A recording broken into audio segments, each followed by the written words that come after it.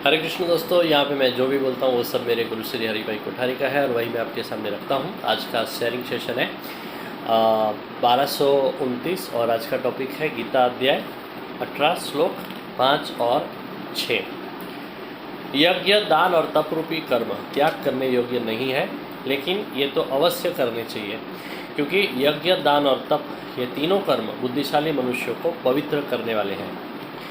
इसके लिए हे पार्थ, ये यज्ञ दान और तप रूपी कर्मों को तथा दूसरे भी सभी कर्तव्य कर्मों को आसक्ति और फल का त्याग करके चौकस करने चाहिए। ये मेरा निश्चित किया हुआ उत्तम मत है।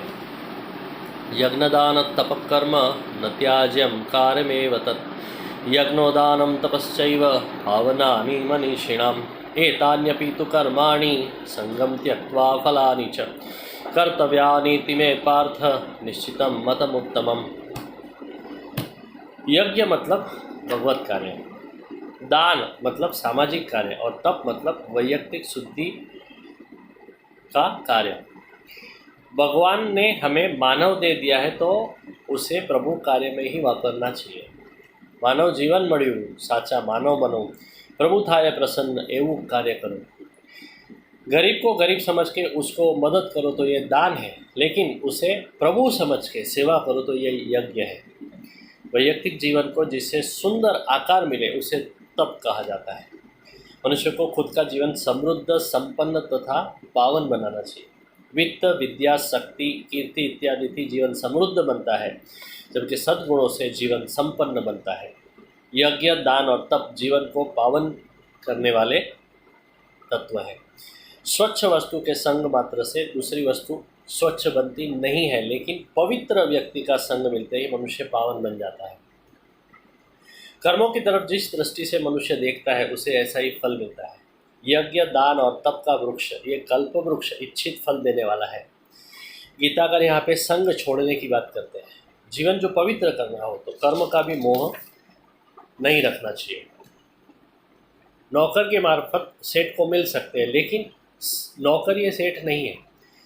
इस तरह से कर्म ये प्रभु को मिलने का माध्यम है। अंतिम संग तो प्रभु का ही रखना चाहिए। कर्म की उपेक्षा नहीं करनी चाहिए तथा आसक्ति भी नहीं रखनी चाहिए। महापुरुष सतत प्रभु के साथ घूमते रहते हैं, प्रभु ही उनकी ध्यान रखते हैं। राम राखे तेम रहिए, ये उनकी मनोवृत्ति होती है। पहला, प्रभु आप मिलो मत, इसके लिए कर्म करता हूँ, ये विकास का पहला पायदान है। दूसरा, आप कहते हो इसके लिए काम करता हूँ, ये दूसरी पायदान है। सेठ के कहने से नौकर सौदा करता है, लेकिन नफ़ा और नुकसान सेठ के होते हैं। नौकर को उससे कोई लेना देना नहीं है। ऐसे लोग संग मुक्त होते हैं। और तीसरा, आप ही मेरे माध्यम से काम करते हो। ये कक्षा पे पहुंचने के बाद संग भी गया और फल भी गया। ये श्लोक में भगवान ने खुद का श्रेष्ठ मत प्रकट किया है। कल के श्लोक का पारण करके रखेंगे।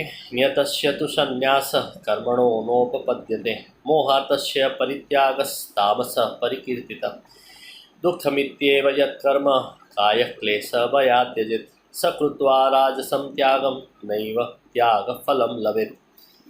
वसुदेवसुतं देवं कंसचाणूर्जमर्दनं देवकी परमानन्दं कृष्णं वन्दे जगद्गुरुं। गुरुब्रह्मा गुरुर्विष्णु गुरुर्देवो महेश्वरः गुरुर्साक्षात् परब्रह्म तस्मै श्री गुरुवे नमः।